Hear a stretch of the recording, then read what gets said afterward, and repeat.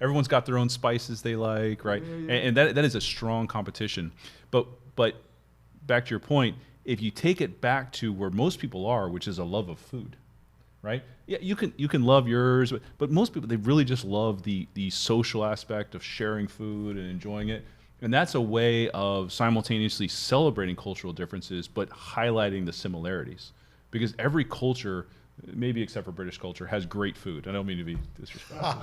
But Fish and chips. I'm sure they fish Fish and and chips. chips. Okay, fair enough. Fish and chips. Point is, every culture has something about their food that's really fun. And so this is one thing that I've always seen that brings communities together is a potluck, a multicultural potluck, because on the one hand, it freely acknowledges the differences of the culture and celebrates them, but on the other hand, it really emphasizes the similarities. And even to take it to the most basic similarity, the bottom of Maslow's hierarchy is we all need to eat. Yes. Right? Absolutely. And so I think that's a mental model for leading in multicultural groups is how do you celebrate the differences, but in a way that highlights our fundamental similarities as a team, right? So I think that's probably a good way to do it, right? Brings back what you started out with. It's not necessarily country to country kind of thing. There's cultural differences. We moved down here from Virginia, and we're in Texas, in Houston, and that's pretty close. It's not like New York City. Yeah. In Houston. It's culturally about the same. And we were, one of the guys in the company that I started to work for invited me over for Thanksgiving dinner. So I was with his family, my wife was with me, and there was probably 10 of us around his table. So we sat down, and I picked up the mashed potatoes, and I took some, and I passed it to my left, and the person looked at me with an odd look, like what? And he took them, and then went on, and then I did the same thing again. Somebody across the table noticed it and said, "Are you passing the dishes around?" And I said, "Yeah." They said, "You pick what's in front of you, take what you want, and pass it." They were all stunned. They had never seen that before. And for me, that was just That's the way you do it. Table, that's the only way to do it. Yeah. But they had that was a cultural difference, and it was highlighted, and it turned into a major positive and a bonding moment. Very cool. Worked out good. Very cool. Tom, as far as cultural differences and all, and not only just from the United States, but from a global perspective, your wife's from Russia. You've lived in different places in different countries. What is the big thing from a leadership perspective that you think cultural differences impacts? Is it emotional differences, causes people's emotion? Is it their competitive position? Is it automatic? How do they wrestle with that? Well, I think there's a couple things you need to look out for. One is, as a leader, I think it's really important for the people who are the followers, so-called followers, whatever, is to point out the similarities and how the values are the same, because everyone's going to see the differences. They're going to stick out like a sore thumb. So there's no need to highlight those.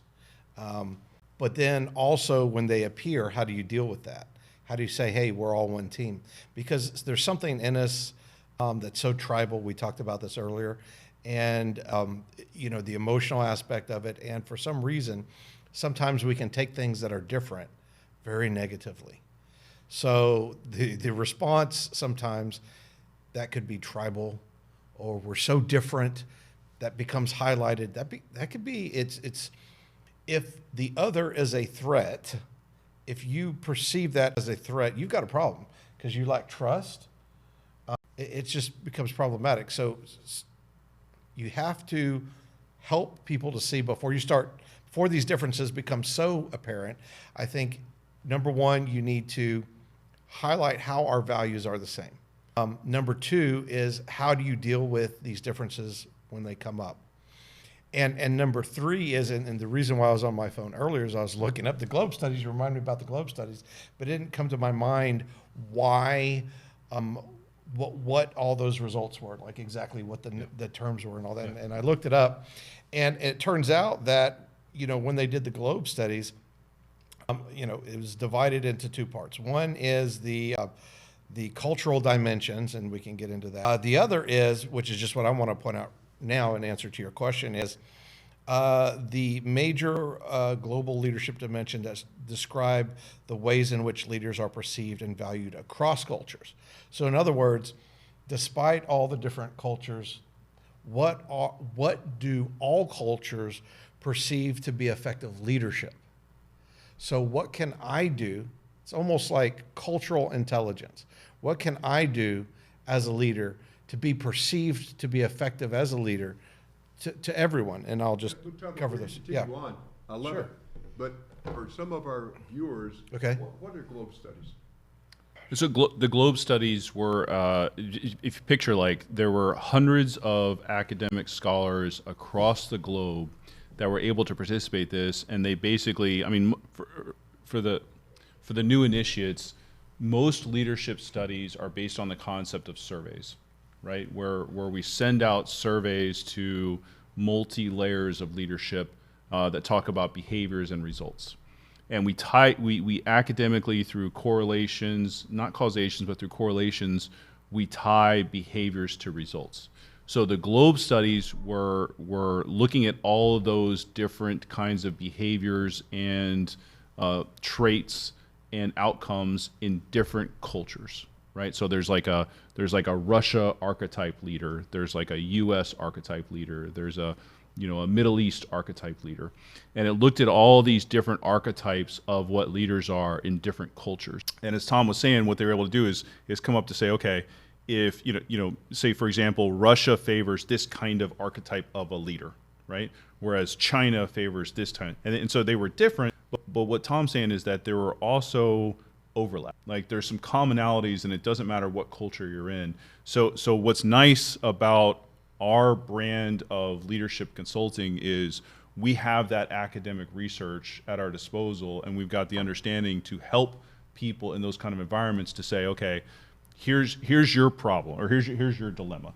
You're in this culture, this culture, this culture. You've been very successful in this culture, but hey, you're not breaking into this culture. Why is that, right? And so that's where we come in, and we can say, oh, okay, well, we've got access to this Globe study, we've got access to the research, we've got the academic background to understand it, and we can translate this study's concepts to your specific situation and help you with which behaviors would get you more results in this area, right? That's kind of our, if for lack of a better term, brand of PhD leadership consulting is we're able to partner with you to say, this is what the academic research shows. This is how we can offer you a bespoke solution for your different things. So that's the background of the Globe study, and that's where Tom's going is what are the commonalities across multiculturals. But I would say the most valuable thing about that Globe study is there are some, but what it really allows you to do is it allows you to cater your behaviors to different cultural environments. Exactly. That's the most important thing, right? Is that it came out with, there's not an answer. Right? There's not an answer for, like, you couldn't, like, if I had, all the clay and all the ability, I can't turn a single person into the leader for all situations. It doesn't work like that, right? The Globe says that it's situationally dependent, right? Based on the culture you're trying to appeal to. Yeah, there's some commonalities, there's some common themes, people like this kind of thing, no matter who you are. But there are some things that are, say, for example, very favorable in the U.S. that would rub people very wrong in, say, China, right? And vice versa, right? There are certain behaviors in China that would rub people very wrong in the U.S. An example of that is like in India. In India, they have a culture where women aren't necessarily treated like as equals. And I know that their culture is kind of working towards that a little bit. But what you had is you had Western managers coming in and trying to get everyone to treat everybody the same, and women didn't, and even the women themselves were resistant to this idea. But it's not just sexual. I mean, it is also the caste system, and India's gone away from the caste system. I'm not trying, but there is a part of their historic culture of the caste system that there is this. They're stronger on referent leadership than, say, the United States, right? Is that positional power means more in India than it does in the United States. It's not wrong. Neither of them are wrong. But there is a lot more emphasis on professional credibility than in the United States. In the United States, we tend to say, it doesn't matter as much where somebody comes from. What matters is their message aligned with mine? Whereas in India, there is much more a focus of where does somebody. And it's part of their culture. It's hundreds of years of development. If you're coming off as a different type of leader than what they would expect as a leader, Yeah. you're rubbing them the wrong way. Yeah, and it's not that everybody should be their own authentic self with leadership. I'm not encouraging people to change. What I'm saying is that to understand the frame of reference that somebody's at with their culture, to open those doors and start building the trust. So you can build the trust early on by understanding where they are. And then as you're building a team, as you're building a multicultural team, and you start emphasizing those similarities, start focusing more on those missions, some of those cultural differences, while still we're celebrating, become less important than the focus of the mission.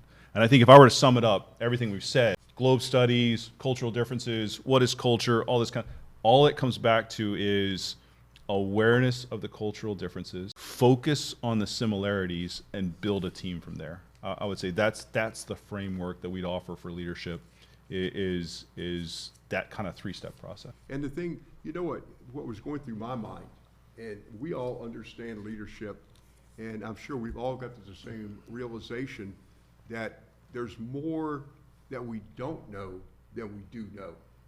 We probably are at the higher end of understanding of leadership, but there's still much more to discover.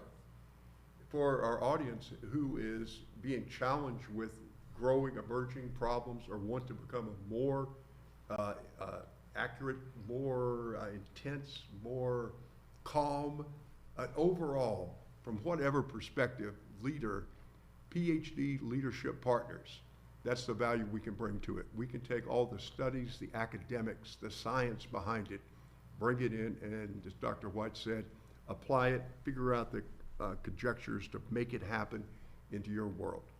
Any closing statements? Sounds perfect. Thank you all for tuning in, and tune back in a little bit. We'll have another one. Okay? Okay. Introduce again? How was that close? It's good. Good? Very happy with it. I love it. Your sales, did you see what he did? That sales, how you tied in PhD Leadership Partners in the beginning? That's well done. Thank you. Tom, you come across